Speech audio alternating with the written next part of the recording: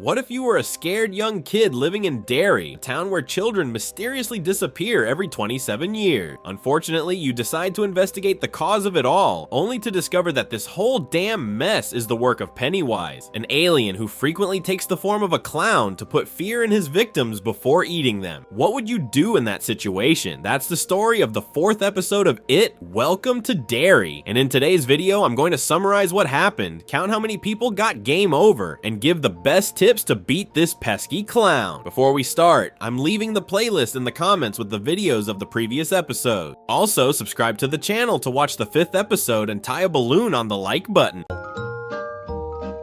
The episode kicks off when we see Lily and her friends riding their bikes. As they pass one of the streets, we see the Jade Orient restaurant, the same one that appears in It, Chapter 2, when the Losers Club meets as adults and where they encounter Pennywise in the form of a fortune cookie. Anyway, the 4 youngsters arrive at the police station and talk to Sheriff Bowers. Well, they're all proud of themselves as they hand over the photos they took at the cemetery, believing they'll be able to clear Ronnie's father, but the result isn't what they imagined.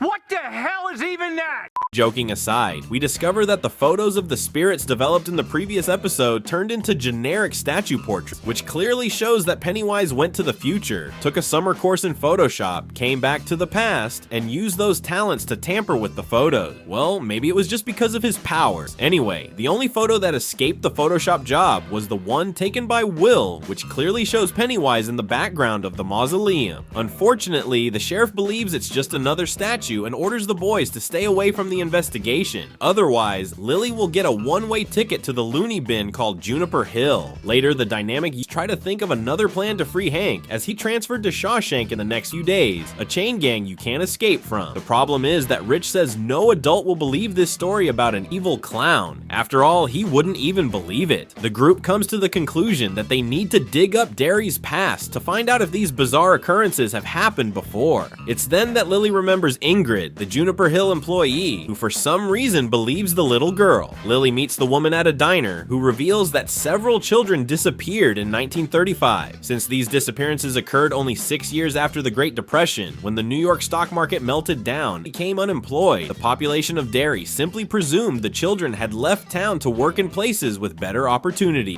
That just makes no sense. Ingrid says what happened doesn't seem to have anything to do with a maniac clown, but still, the woman encourages Lily to keep investigating, because as her father used to say, if you've got friends by your side, you can do anything. I don't know, but there's something sinister around Ingrid. I just don't know if it's good or bad. She could be an illusion created by Pennywise to lure the kids to him, or the manifestation of the lazy turtle trying to balance the scale of good against evil. Meanwhile, we see Charlotte reading the Derry newspaper and learning about Hank's case. She gets quite upset about a black man being accused without concrete evidence, but that will have to wait as Rose shows up at the door to deliver some stuff Charlotte had bought in the 2nd episode. Charlotte offers Rose a cup of coffee and ends up asking if she believes Hank is guilty of the demise of the 3 young kids finished off at the movie theater. The only thing Rose says is that Derry may be a beautiful town, but some pretty bad things happen there from time to time, and that Charlotte should keep her family close. Before leaving, Rose hands her contact card to Charlotte so she can call when she needs a shoulder to cry on. Finally, today is Dick Halloran's lucky day, as he was honored by General Shaw after his first chat with Pennywise. Because of this, the black soldiers earned a warehouse away from the base to chill out when they don't have a mission to do. The problem is that Dick feels closer to Pennywise than ever, starts to feel sick when his shining power beat loudly. After school, we see Will arriving home only to get an earful from Charlotte, who discovered the photos taken at the cemetery, which the boy subsequently hid under the drawer. She asks why, and Will ends up spilling the beans, revealing that he and his friends were chased by someone at the cemetery. Since the crybaby is crying his eyes out, Charlotte says she won't tell Leroy this time, as long as Will goes straight home after school without wandering around town. In this scene, Will should have been a bit more detailed. If he had shown the clown to his mother, Charlotte probably would have taken the case to Leroy, who would have understood that his son had become a target of the same thing the military is hunting. At night, the Hanlon family is having a nice chicken dinner when Leroy decides to ask ask about his son's school routine. Will freezes up and can't lie to his father, which forces Charlotte to say he's quiet because of a girl. Will gets embarrassed but doesn't deny it. After all, the series is indicating that Will and Ronnie will form a couple in the future, which also includes giving birth to Mike. On the weekend, Will and Leroy go practice a super exhausting sport, fishing.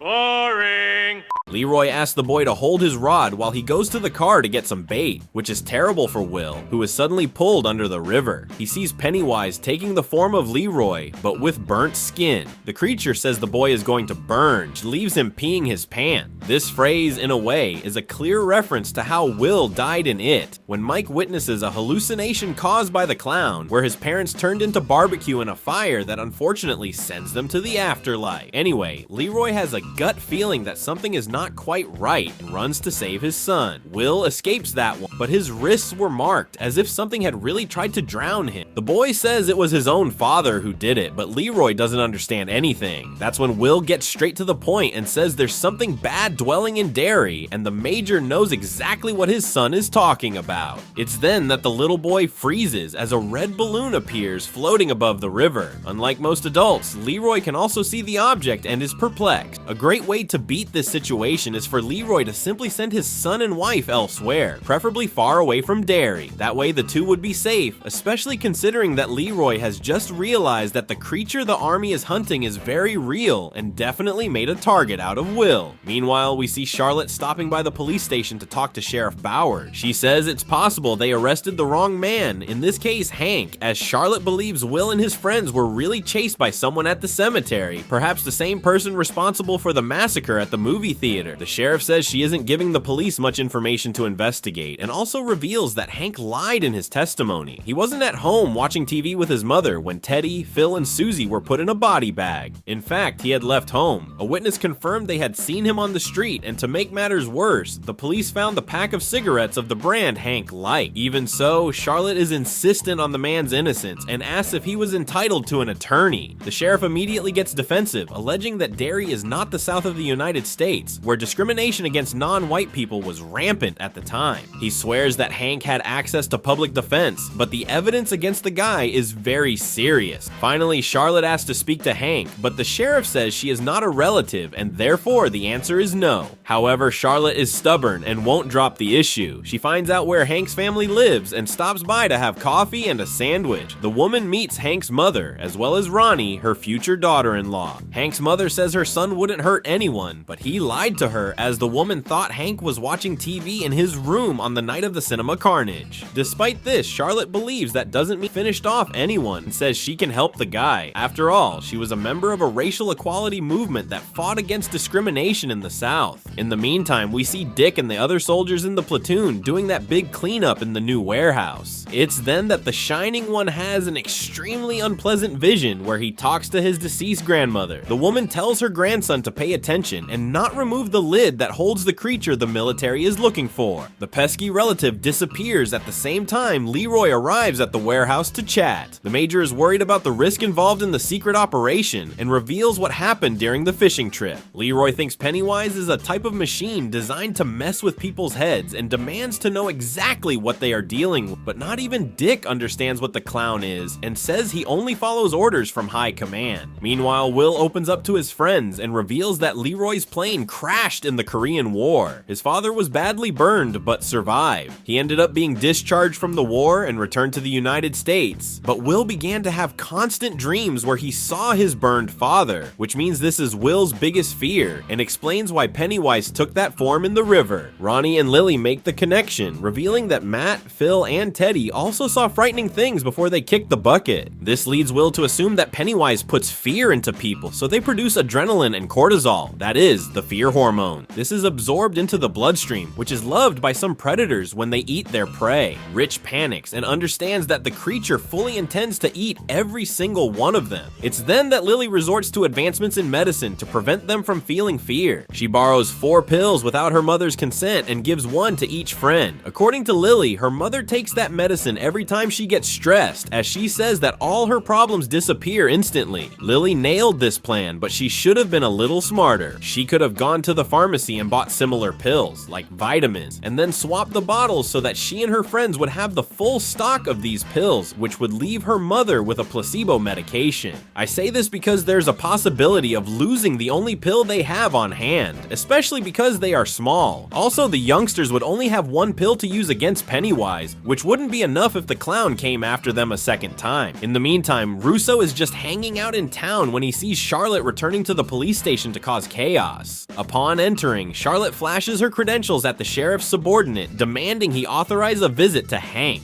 The police officer is direct and says she needs to wait for Sheriff Bowers to arrive. However, Charlotte has no intention of doing that, says that if he doesn't obey, she will call all the members of the anti-discrimination movement to protest in Derry, including the freedom fighters Martin Luther King, Malcolm X, Michael Jordan, Michael B. Jordan, and everyone available. Khloe Kardashian, the red tiger from Voltron, BTS. Shut the fuck up and listen, man. I'm giving you a list of people you could have done. Danny DeVito, Ozzy Osbourne, Sharon Osbourne. It is at this point that the police officer clenches his butt and allows her to have a word with Hank. She pressures the accused and says his rights were violated when Hank wasn't given the option to pay bail. That means as soon as she gets a lawyer, Hank will be able to be on house arrest. The bad news is that he will have to spend a few days in Shawshank prison dreaming of freedom until the lawyer files the paperwork. The only thing Charlotte demands to continue helping Hank is that he truthful about what he was doing on the night the children became history. Hank tries to sweet talk his way out, but gives up and reveals that he was going out with a woman. There are only two problems with that. First, she's married, and second, she's white, something that was viewed with repulsion by society in the 1960s. Hank says this information can't leak out as he wants to protect the reputation of the woman he was sleeping with. The worst part is that it becomes clear that the naughty lady is the wife of someone influential in the city, and now Hank fears being lynched by the population if that's discovered. In this clown mess, we see Colonel Fuller informing the general that the soldiers excavated the areas indicated by Rose and didn't find the creature. Shaw deduces that his childhood friend lied to keep the army away from the place where the creature lived. He then takes a confidential file and notices that Taniel, Rose's nephew, is spying on the excavations, and Shaw has the idea of intentionally luring the curious kid inside the base. Meanwhile, we see Lily having lunch with Marge at school, when suddenly one of the popular boys named Tim comes over and says hi to Lily, apparently interested in the girl. Lily gets all flustered and goes to the bathroom to wipe the boogers from her nose and reciprocate Tim's affection. Little did she know that the flirting was just a prank in the best Carrie, since Marge was in cahoots with the patty cakes to mess with Lily as soon as she returned from the bathroom. Theoretically, Tim would ditch Lily in front of everyone, which would be quite entertaining in the opinion of Patty, who I honestly am rooting for Pennywise to devour in the next episode. Despite the imminent prank, Marge starts to regret it and goes after Lily to explain the situation. The problem is that while Lily is taking a leak, we see Marge crying because she's divided between being a popular student or being loyal to true friendship. Suddenly, Marge starts to feel some eye twitch and turns to the mirror only to see her eyeballs popping out of their sockets like a moth larva. Lily quickly realizes it's another hallucination caused by the dancing clown and asks Marge to stop looking. The girl rushes to take one of the relaxing jelly beans, but foolishly drops the pill into the toilet. I told you she should have taken the rest of the medicine. Who cares? Because Marge is desperate because of her dilated eyes and simply runs to the carpentry room. She tries to rip out one of the larvae with a tool, but it's in vain. Suddenly, Marge becomes completely clueless and decides to turn on a saw to do the job, which is a stupid idea to say the least. In this case, she should have run to the nurse's office, since in the 1960s, US high schools had health services, which included some basic medical supplies and the presence of a school nurse. The variety of medications was limited compared to clinics or hospitals, as the primary focus of school health programs at the time was prevention, screening, and first aid rather than full medical treatment. If Marge had shown up having that major meltdown, the school nurse probably would have given the girl a sedative, which would have a similar effect to the medicine Lily stole. Even if the amount of substances was reduced, it would still allow Marge to calm down until she was immobilized, which would also give time for the hallucination to pass. When Marge is about to get rid of her own eyes, Lily comes to the rescue and prevents her friend from doing it. The problem is that Marge's screams attract the whole school to the location, and the scene implies that the students believed Lily was attacking Marge instead of helping her. Furthermore, it doesn't help the fact that Marge lost one of her eyes in the battle against Pennywise. I think someone will have to dress up as a pirate on Halloween night. Away from the school, we see Leroy putting pressure on Charlotte for going to the police station without telling him. He says Charlotte needs to behave herself this time. The woman believes Hank is innocent and tries to explain this to her husband, but he asks her to stop more determinedly, which Charlotte doesn't like much. At night, we see Will with insomnia, and he decides to spy on the street with his telescope. It's then that he sees Pennywise admiring him from outside and freaks out, screaming loud enough to wake Leroy. The military man leaves the house to beat up the delinquent, but finds no one. When he goes back inside, Leroy hears a noise in the tree and, looking up, sees the balloon he had seen in the river again. The next day, Leroy becomes the angry pack leader and invades the general's office without any shame. The major tells the wrinkled old man to spit out what they are really hunting. Faced with this, Shaw takes Leroy to an interrogation room where we see Taniel being questioned by Dick. The Shining One asks where the creature is hiding, but Taniel is mouthy and spits in the soldier's face. Dick certainly won't take flack coming from the indigenous community, which causes the medium to invade Taniel's mind. Dick manages to enter one of Taniel's childhood memories, where he talks to his Aunt Rose, who decides to reveal that one of the local legends is not fantastical, but pure truth. She asks the boy to tell the story of Galoo, or as we know him, Pennywise himself. Millions of years before humanity even existed, evil spirit was banished from space and fell into Derry inside a shooting star. As soon as the collision happened, the spirit broke free. For many years, the creature wandered the region, devouring the local fauna. That's when the tribe's first ancestor entered the beast's lair and removed a fragment of the shooting star, which he soon turned into a weapon. The elder used the dagger to protect the indigenous people from the monster, always keeping it nearby so the monster wouldn't approach, who was later nicknamed Galoo. For generations, tribe members told this story to the younger ones with the aim of warning that part of the forest was not safe for hunting. Unfortunately, a bunch of dumb colonists invaded the forbidden area. The natives tried to warn them, but they were ignored. It didn't take long for Galoo to hunt and eat the colonists, as we see 5 idiots slain in the forest.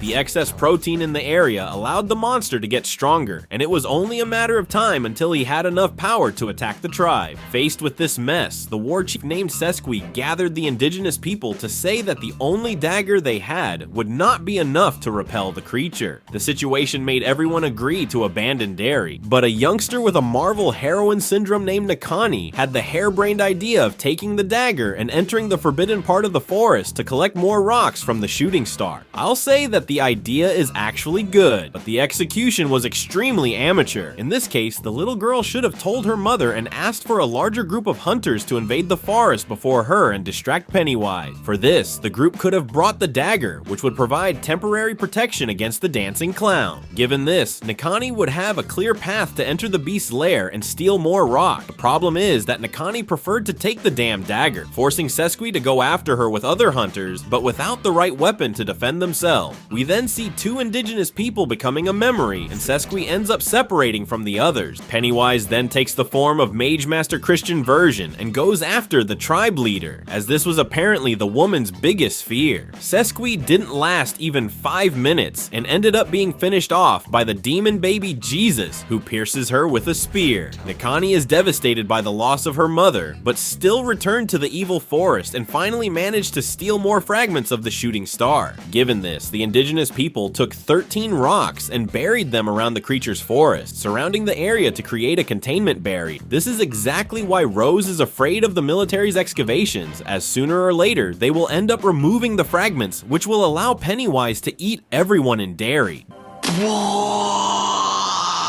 Dick then takes control of the horror story and forces Taniel to reveal where the pillars that demarcate Pennywise's territory are. Unfortunately, the guy ends up revealing that the creature can be found if the military enters the city's sewer system through the well of the house on Neibolt Street. This was certainly the best episode of the series, which currently has the highest rating. I'm finding the series much more violent than the movies, as the scene with Marge and the saw is simply terrifying. The pace of the episode was incredible, and I'll say again that it's been a long time since a series has left me waiting for the next episode. The biggest hit of Welcome to Derry was introducing Dick Halloran from The Shining. The only low point, which is not limited only to this episode, is the CGI, which must have been done in a rush. It is noticeable that the effects are not at the level that current technology can provide, which unfortunately ends up looking tacky in several scenes where Pennywise manifests. I always prefer practical effects, like well done makeup, but if they're going to use digital tricks, they at least have to polish it up first. Given this, my rating for the episode is 9, and let's go to the body count. The total number of corpses in the episode was 8 bodies, and the gold corpse trophy goes to the indigenous guy gored by Pennywise in the form of a moose. Don't forget to like the video, I see you on the next one, and bye!